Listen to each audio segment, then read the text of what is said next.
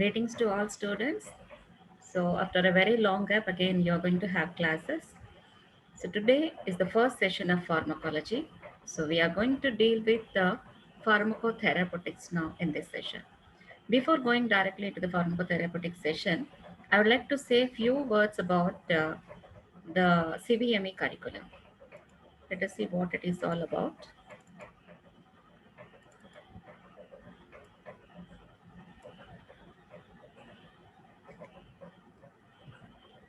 So principles of pharmacotherapeutics I'm going to discuss under the contents, that is CBME curriculum, evolution of pharmacology, definition of drug, uses of drugs, branches of pharmacology, rational use of medicines in connection to the importance of clinical pharmacology.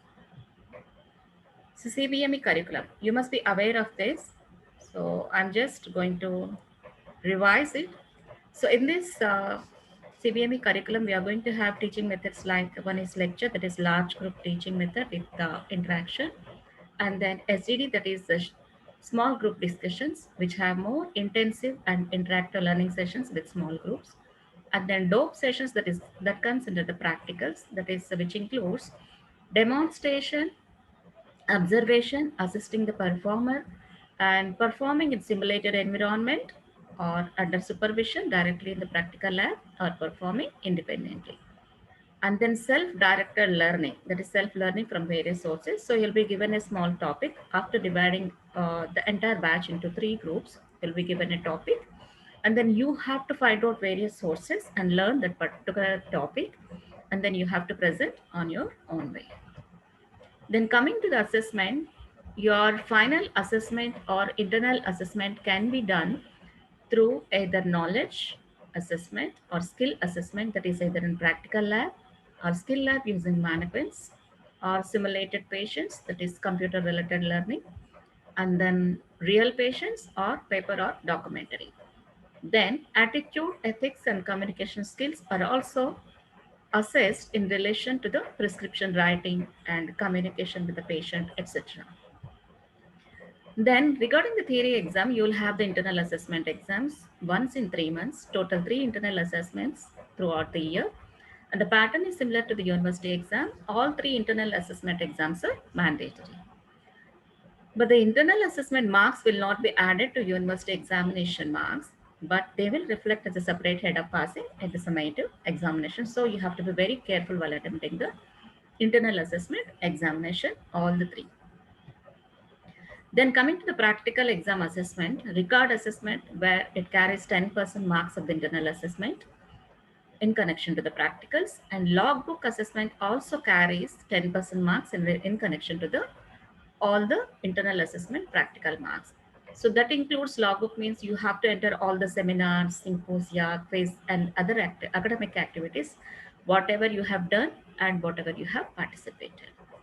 Then coming to the eligibility criteria for appearing in your university examination is every student should secure 50% marks of total marks, both theory and practical, but not less than 40% marks in theory and practical separately. Then coming to the pattern of university examination paper, theory exam includes 100 marks, 2 papers each. So paper 100 and paper 2, 200 marks. Long essay, 2 questions you will be given, and especially the questions will be in the format of case studies. You have to diagnose the case and write in detail about it. So 2 into 10 marks, 20 marks, and short essay, 10 questions, that is 10 into 5 marks. It is not even direct questions, short essays also. Then short answers, 10 questions, each carrying 3 marks, that is 30 marks total. So theory paper, 100 marks put together for paper 1 and 100 for paper 2. Then practical exams, total marks, 100.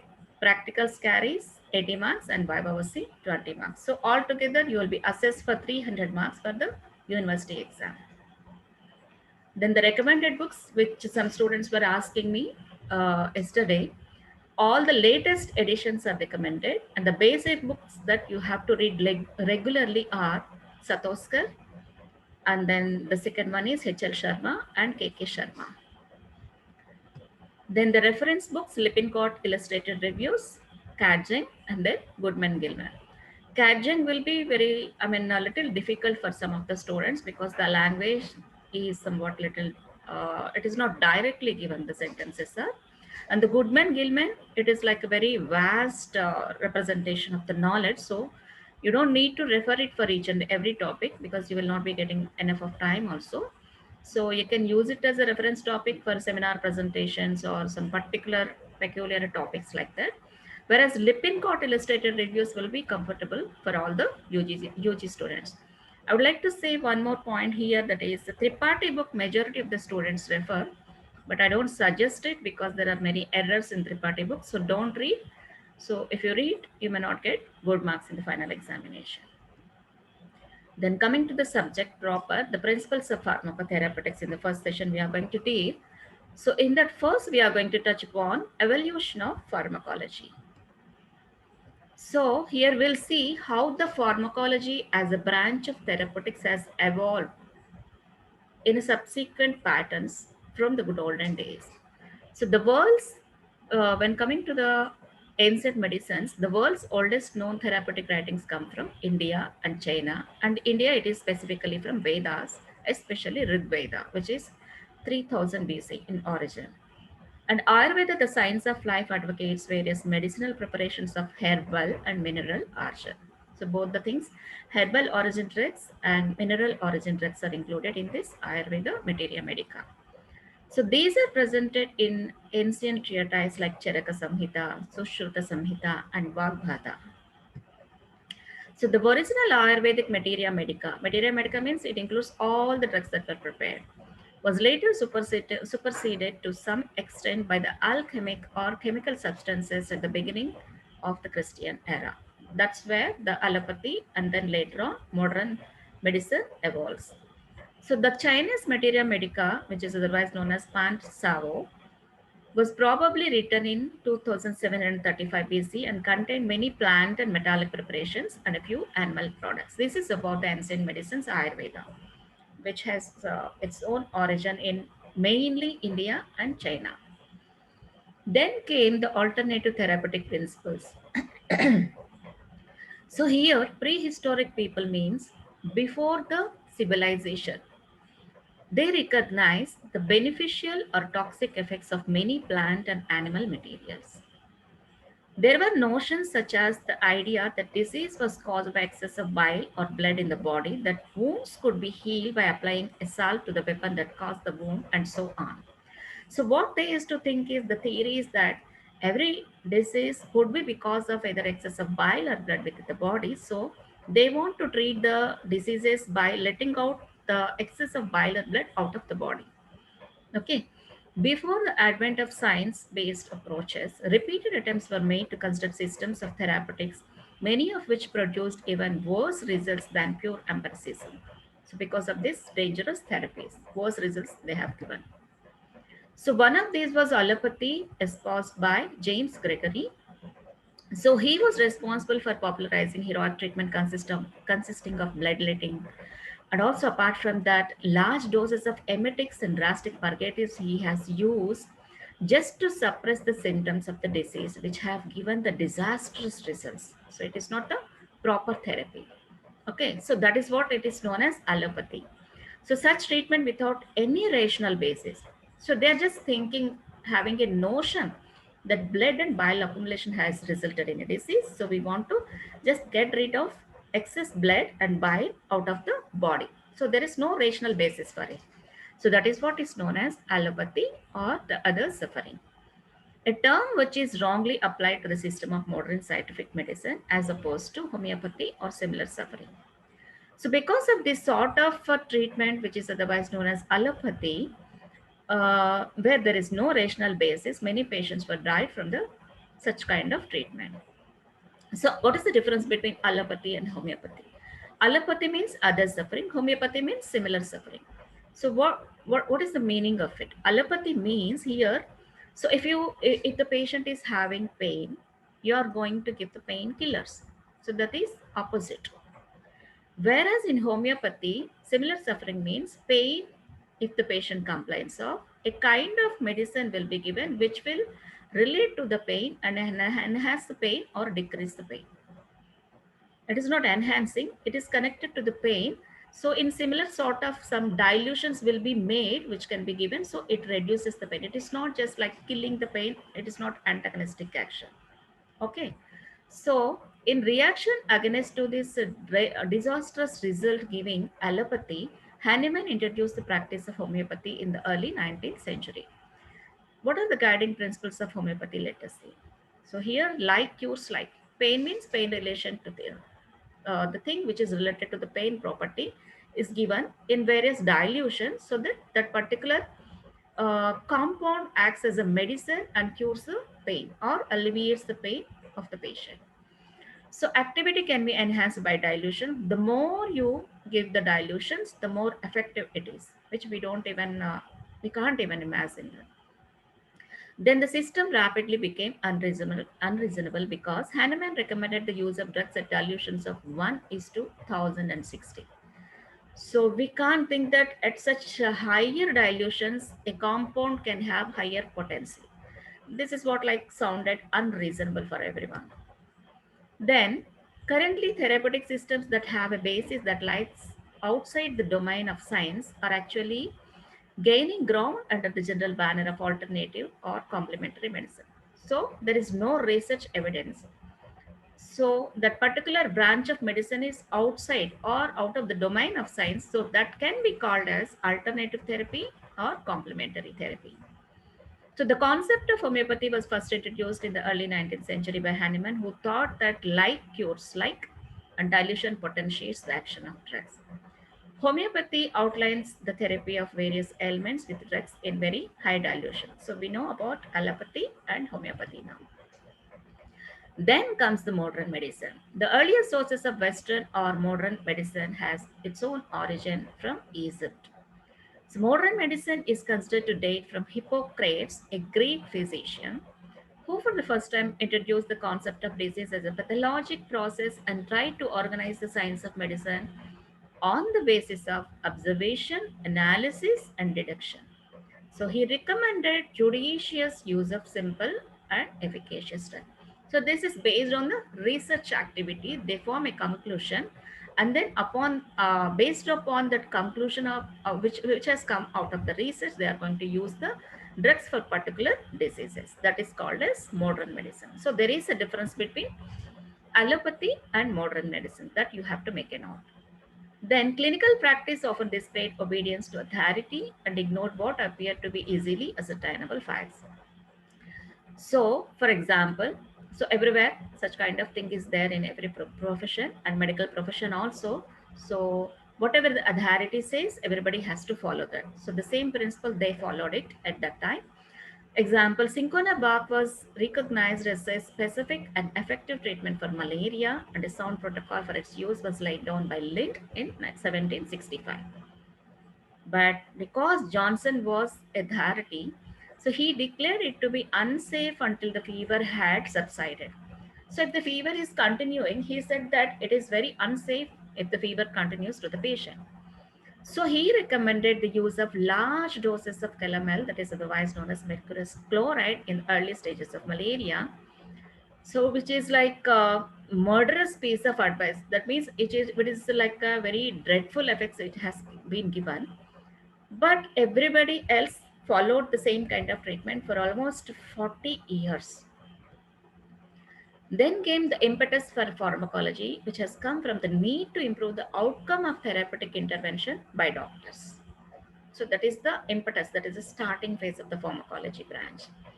Then in 17th century, scientific principles was applied to therapeutics known as materia medica, otherwise known as clinical pharmacology.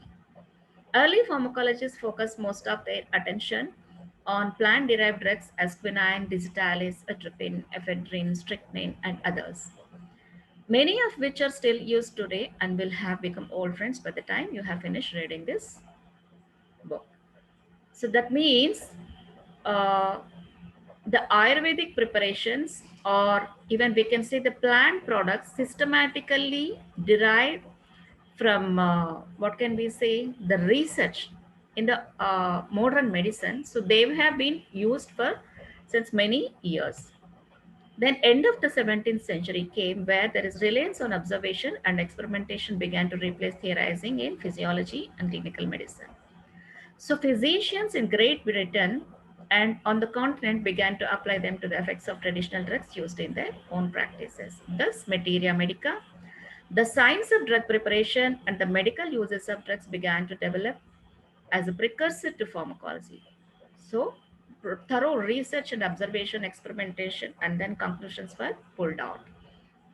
However, any real understanding of the mechanisms of actions of drugs was prevented by the absence of methods for purifying the active ingredients from the crude material. So that is the main drawback. Even though we have the drugs, we were using crude materials, but there was no particular compound which is specifically acting in that particular disease. That particular compound isolation was not there that time. So, lack of methods of testing hypotheses about the natures of drug actions were the main drawback because of that one. So, in its beginnings, before the advent of synthetic organic chemistry, pharmacology concerned itself exclusively with understanding the effects of natural substances, mainly plant extracts, and a few mainly toxic chemicals, and such as mercury and arsenic. So, not only the drugs, very few toxic chemicals were also isolated later upon. Then, an early development in chemistry was the purification of active compounds from plants, wherein you can see Frederick Saturner, a young German apothecary, purified morphine from opium in 1805. So, that is the starting of extraction of purified plant products from the crude compounds. It showed that not magic or vital forces, but chemicals were responsible for the effects that plant extracts produced on living organisms. So they could identify and formulate the hypothesis that from this particular compound, which is a crude extract, this particular compound or drug or chemical has been isolated, which is going to give the pharmacological effects.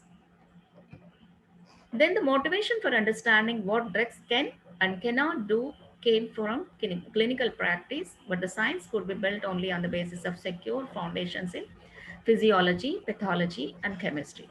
So it is like integration between among physiology, pathology, and chemistry.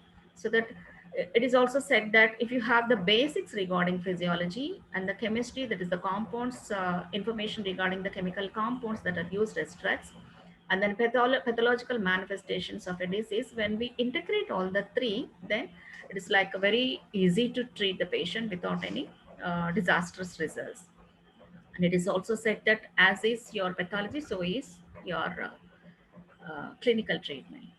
And it was not until 1858 that Virchow proposed the cell theory. And the first use of a structural formula of a particular drug to describe a chemical compound was in 1868. So any chemical compound which is used as a drug, the structural formulas were invented in the year 1868. Then, previously pharmacology hardly had the legs to stand on, and we may wonder at the bold vision of Rudolf Bushin, who created the first pharmacology institute in his own house in Estonia in 1847, and thus the pharmacology has evolved as experimental science. So that is how the branch of pharmacology has evolved after thorough hardships. In the late 18th and early 19th centuries, Francois Mazzandi and his student Claude Bernard began to develop methods of experimental physiology in connection to pharmacology. Then, pharmacology today, what is it? Let us see. Synthetic drugs appeared. So, these were like good old drugs and especially plant products. We had crude extracts, and then we have isolated the drug compound, and we have developed the chemical structures also. Then, what is pharmacology today? So, we are going to prepare, we have prepared hundreds and thousands of synthetic drugs in the laboratory itself based on the compounds that we have seen from plant products. So, it is like, for example, barbiturates and local anesthetics. And then the era of antimicrobial chemotherapy began with the discovery of Paul Ehrlich in 1909 of arsenical compounds for treating syphilis. Then sulfonamides was first antibacterial drug, which was discovered by Gerhard Dumac, and penicillin by Alexander Fleming and Chen and Florey during Second World War. Then each new drug class that emerged gave pharmacologists a new challenge, and it was then that pharmacology really established its identity and its status among the biomedical sciences. Then came the concept of receptors, which was propounded by Langley in 1905, and it was followed by each and every scientist, and it became the constant theme in present day pharmacology. So this receptor concept has created a massive impact on drug discovery and therapeutics nowadays. And use of receptor identification methods have led to the discovery of many orphan receptors also, which don't have any ligand. So you will come to know about what is this receptor and ligand, all these things in the subsequent sessions on receptors. Then emergence of biotechnology. Since the 1980s, biotechnology has emerged as a major source of new therapeutic agent by biological means in the form of, like for example, antibiotic production from microorganisms. And apart from that, this was the preliminary thing. And later on, now with the help of biotechnology, and we have even produced monoclonal antibodies, enzymes, and various regulatory proteins, including hormones, growth factors, and even cytokines. So production of such products, otherwise known as biopharmaceuticals, are generally produced by genetic engineering rather than by synthetic chemistry. Synthetic chemistry means that we have already made a note about it in regarding the modern medicine, where we prepare the molecules in the lab. So it is not just by synthetic origin; it is by genetic engineering, which is something different. And use of recombinant DNA technology for a wide variety of purposes, including the manufacture of therapeutic proteins, diagnostics, genotyping, and production of transgenic animals, is a novel therapy nowadays. So that we'll be discussing about it in further subsequential slides. Then the many non-medical applications of biotechnology include agriculture, forensic medicine, and environmental sciences, etc. So this is about the evolution of pharmacology. So you may get a few questions about uh, on this topic as like some short notes or even Viva OC. Majority of the things will be covered in the assessment. So please be prepared for that. Then comes the definition of drug. So what is drug? The term drug is derived from the Greek word pharmakon or even French word drogue, which means a dry herb. So the definition includes a drug is a chemical substance used for the diagnosis, prevention, or treatment or cure of a disease in humans or animals. So this was the definition which was originally propounded. But later the scientists found that this definition is somewhat incomplete. So let us see how it is incomplete and why it is incomplete. For example, exceptions are there in connection to this definition. So what is this? This definition says either for diagnosis, prevention, or treatment in humans or animals. So here the exceptions are oral contraceptives. Oral contraceptives are drugs which alter a physiological system to prevent pregnancy, which is not a disease. So they are not going to come under the category of drug. Then general anesthetics drugs which are not used for any cure, diagnosis, or prevention of disease. So they also cannot lie upon this category.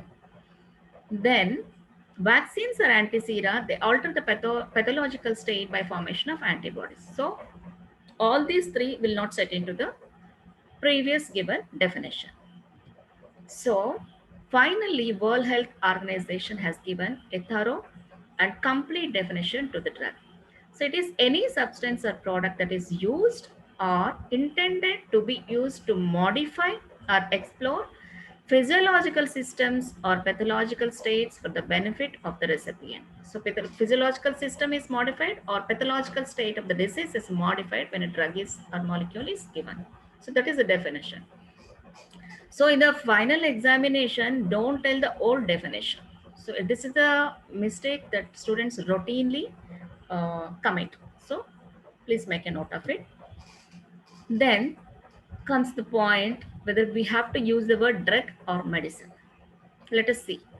The term drugs is being also used to mean addictive, abused, or illicit substances. Okay. So is it complete? Can we use the word drug or should we use the word medicine? So if addictive or abused or illicit substances are also there, then drugs should refer to a substance that has some health promoting or therapeutic or diagnostic application. Nevertheless, to avoid any misinterpretation, the term medicine is being employed to designate such a substance in place of the term drug. So if it is giving health promoting action, then we have to use the word medicine but not the drug. So a medicine is a chemical preparation usually containing one or more drugs administered with the intention of producing a therapeutic effect or curing effect. Medicines usually contain other substances like excipients, stabilizers, or solvents.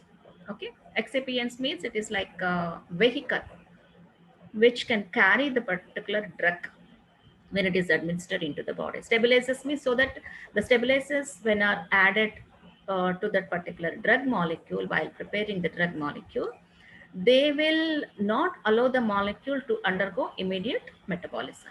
And solvents means to dissolve in a particular solution, solvents are used. So they are also they also medicines also contain these compounds besides the active drug to make them more convenient to use. Then what is new drug? When do you call a drug a new drug?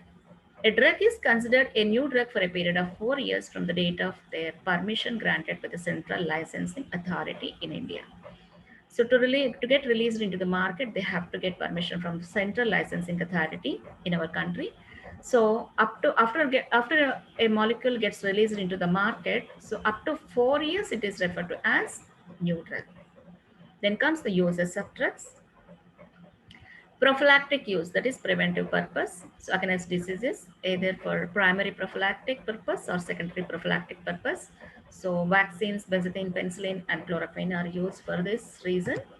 And therapeutic use to cure a condition, either it is primary or auxiliary. So many bacterial infections can be treated in that way. And to provide symptomatic relief, pain relief in arthritis, cancer, etc. And to control a disease throughout life, like that of chronic diseases like diabetes, mellitus, and hypertension.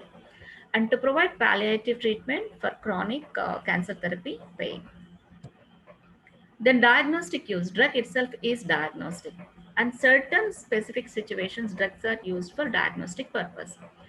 That is like, for example, phentolamine for pheochromocytoma and naloxone for opioid addiction. So when you give a particular drug and particular modality of action is either enhanced or inhibited, based upon that, we are going to diagnose a particular case.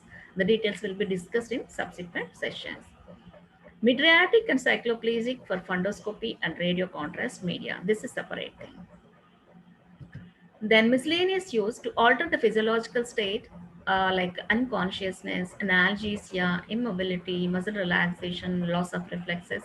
And for these purposes also drug medicines are used. And to facilitate the surgery, general anesthetics are used and local anesthetics are used to do procedures like tonometry. Then comes the branches of pharmacology. So what is pharmacology? Let us see first of all. It is the science of study of substances, which are either drugs or chemicals, that interact with living systems through chemical processes, especially by binding to regulatory molecules, that means receptors, and activating or inhibiting normal body processes. So normal body processes is either enhanced or inhibited. Or in a similar way, in a simpler way, it can also be defined like a science which deals with the mechanism of action, therapeutic uses, adverse effects, and fate of drugs in human beings or animals. So pharmacology means pharmacon means active principle or drug, logos means discourse. Then coming to the branches of pharmacology, pharmacokinetics means in Greek, the kinesis word denotes the moment of the drug in the body. So it involves the movement of drugs and includes the study of absorption, distribution, metabolism, and excretion, ADME. That is what is known as pharmacokinetics. So when you give a particular drug, when you administer into the patient's body, what the body does to a drug. So when the pharmacokinetics definition is asked, you don't just mention in the final exam, it means what the body does to a drug. So it is like layman terminology. So you can't define anything like that. So you have to tell the complete definition. That is also from the authentic standard textbooks, not from minor textbooks. Okay. So when a drug is administered into the body, what happens? Various phases. What happens to that particular drug? That is pharmacokinetics, the movement of the drug within the body. So what is the advantage of this branch? It helps in designing dosage regimens for drugs. Then pharmacodynamics. Dynamic means power in Greek. So it is the quantitative study of the biological and therapeutic effects of drugs, including the mechanism of drug action. That means what the drug does to the body. That means after administering the drug in the body, so what the drug does to the body. So that is the mechanism of drug action. It includes both receptor and non-receptor mediated actions. So the main advantage of this one is it helps in deciding proper drugs for a disorder. So that is for pharmacokinetics is for dosage calculation, and this is for picking up a particular drug based on the mechanism of action to a particular disease. So it is helpful in the pharmacotherapeutics, both the things. So example, what is this pharmacodynamics? Let us see. Adrenaline, when you give to a patient, it interacts with adrenoceptors. Then the sequelae of events are G protein mediated stimulation of cell membrane bound adenylyl cyclase. Then there will be increased intracellular cyclic AMP, then which leads to cardiac stimulation mainly, and then subsequential effects or additive effects are hepatic glycogenolysis and hyperglycemia. So this is what is called as the pharmacodynamics of adrenaline. What is the mechanism of action within the body? Okay. Then comes pharmacotherapeutics. It is a branch of medicine which deals with clinical application of pharmacokinetics and pharmacodynamic knowledge of the drug in the diagnosis, prevention, and treatment of knowledge. So we have studied about pharmacokinetics and pharmacodynamics. Combined together, this clinical application for the diagnosis, prevention, and treatment of diseases is nothing but pharmacotherapeutics. So deals with the use of drugs in clinical practice. Then clinical pharmacology. It deals with clinical evaluation of a new drug or new use of an old drug. Old drug is there. So then again, under research, various phases of clinical trials, a new use of the old drug also be found out in healthy volunteers or patients. So that also comes under clinical pharmacology. It is concerned with scientific evaluation of drug for safety, efficacy, and also surveillance of pattern of drug use, and also monitoring ADR, adverse effects after the drug is marketed for clinical use. So everything comes under clinical pharmacology. Then comes toxicology, which is the science of poisons, which includes detection and knowledge about the nature and effects of poisons as well as treatment of poisoning. Okay. So what is poison? Poisons are substances that cause harmful, dangerous, or fatal symptoms in animals as well as humans. And many drugs in large doses act as poisons. So we need to be careful how much dose is permissible in case of humans or even in animals. Beyond that, we should not go for. So William Withering states that poisons in small doses are the best medicines and useful medicines in too large doses are poisonous. Then comes pharmacognosy. This is the science of identification of drugs from natural sources, that is from plants, minerals, and animal origin. Then comes pharmacy, which is the science of identification, selection, preservation, standardization, compounding, and dispensing of medicinal substances. Then clinical pharmacy, which is the science of drug formulations, their stability, shelf life, handling, and also education of the patient about compliance and counseling him on how to take the medication and monitoring for errors in drug therapy. The clinical pharmacist optimizes the patient care with the help of physician.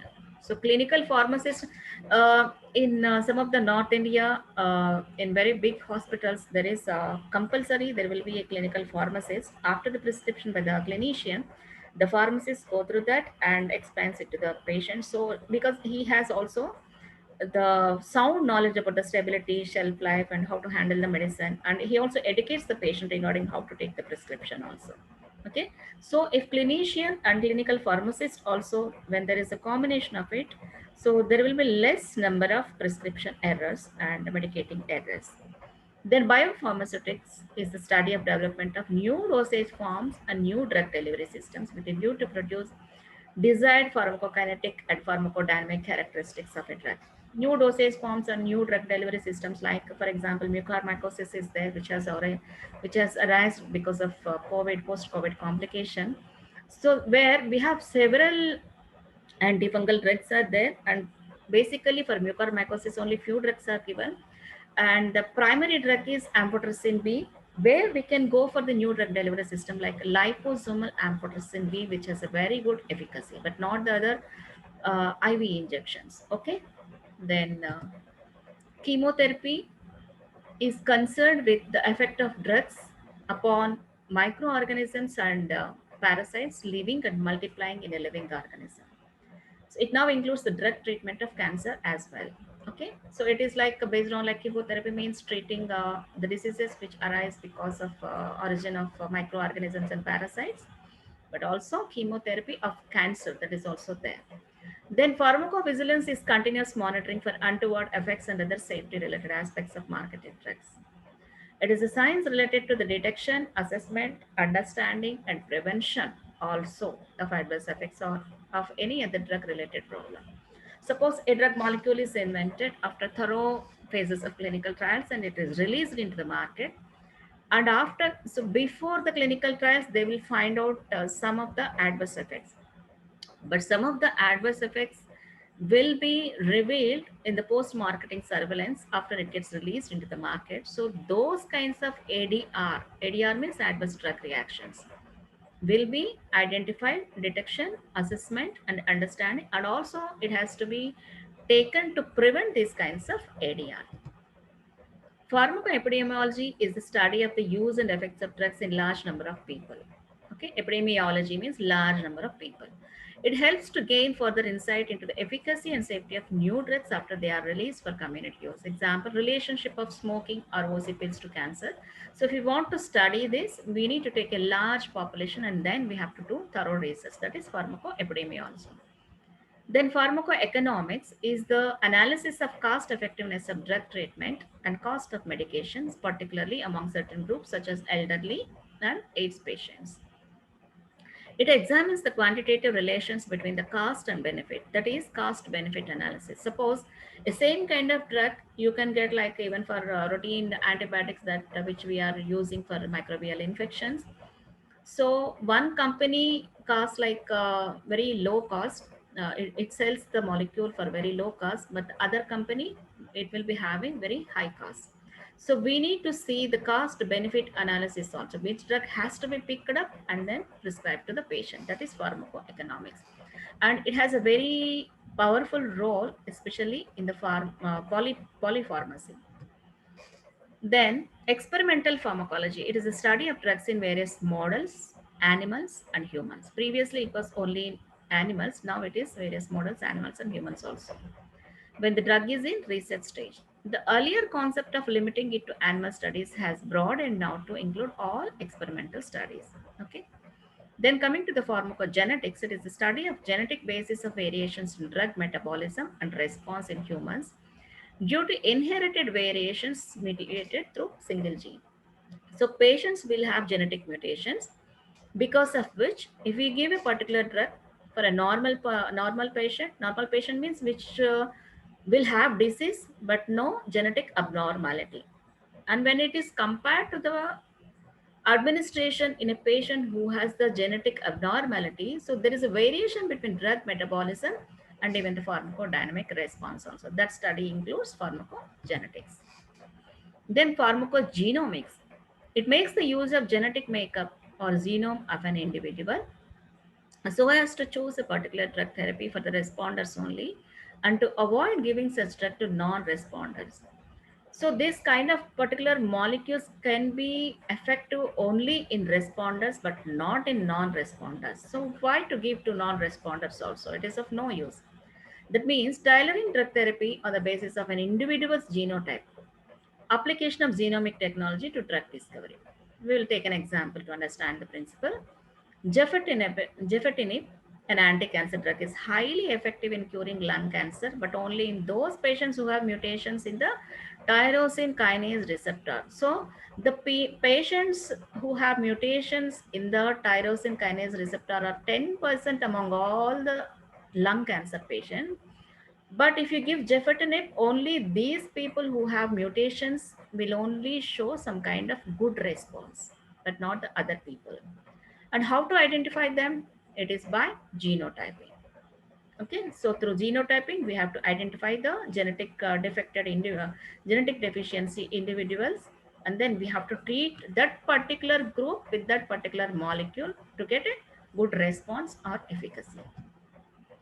Then pharmacometrics is a science that deals with evolving a quantitative relationship between exposure to the drug, that is pharmacokinetics, and its response, pharmacodynamics, derived by constructing mathematical models based on few observations. Such models are used in simulations, that is pharmacokinetic, pharmacodynamic models.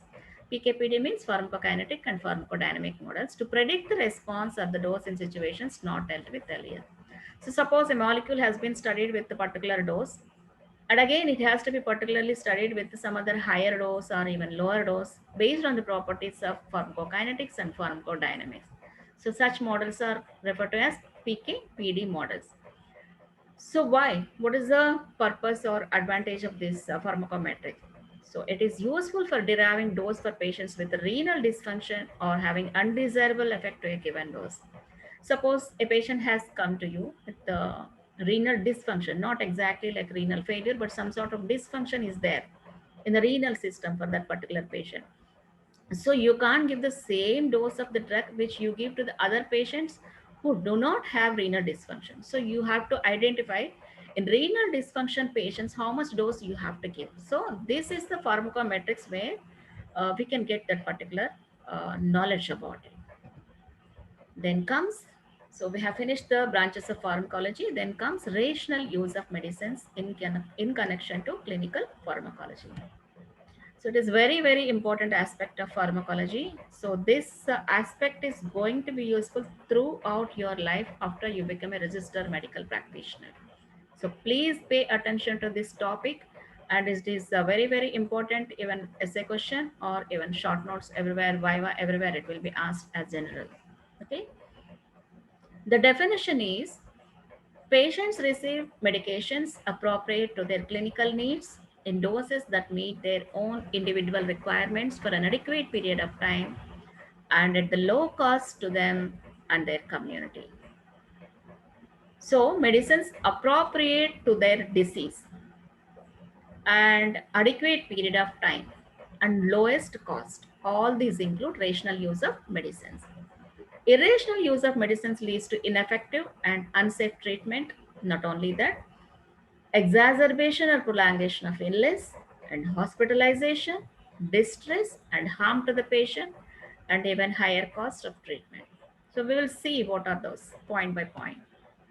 So what is irrational therapy? Rational therapy, we found the definition. Then what is irrational therapy? Let us see. Polypharmacy. Suppose, for example, when a patient goes to the doctor prescribes so many number of drugs just for simple fever.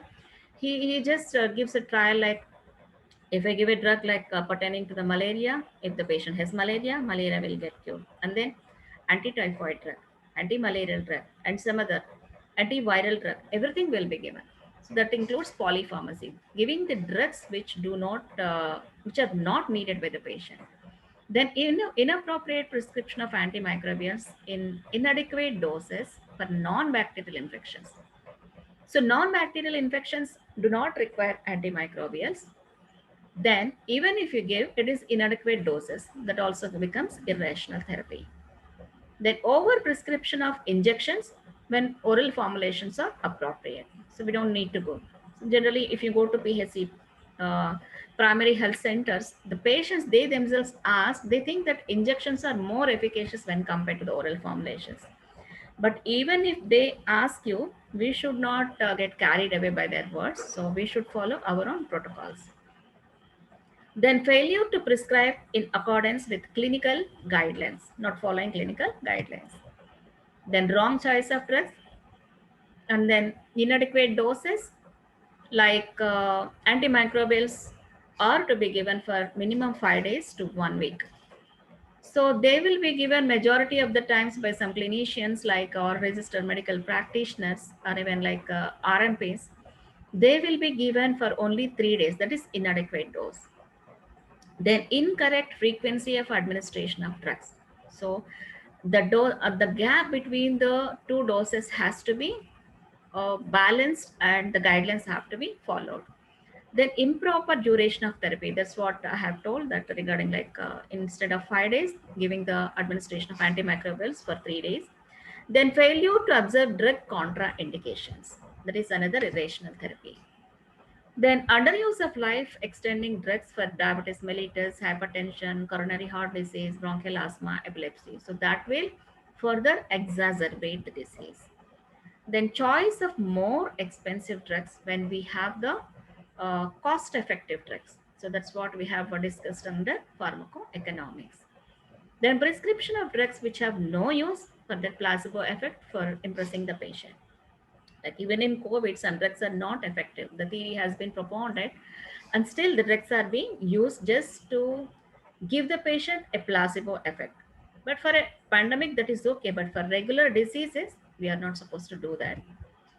Then inadequate consulting time and dispensing time, along with poor communication of information regarding drugs to a patient.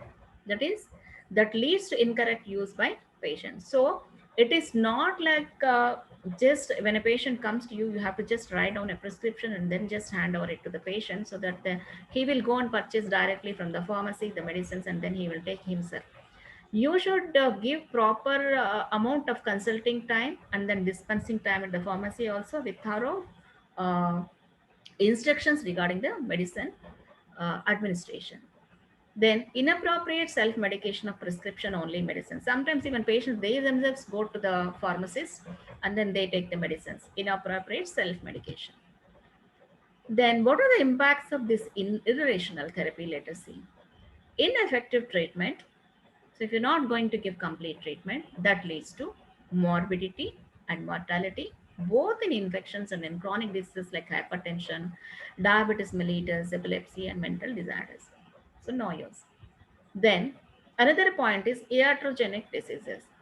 Diseases caused by the choice of hazardous drugs or by side effects of essential and inessential drugs.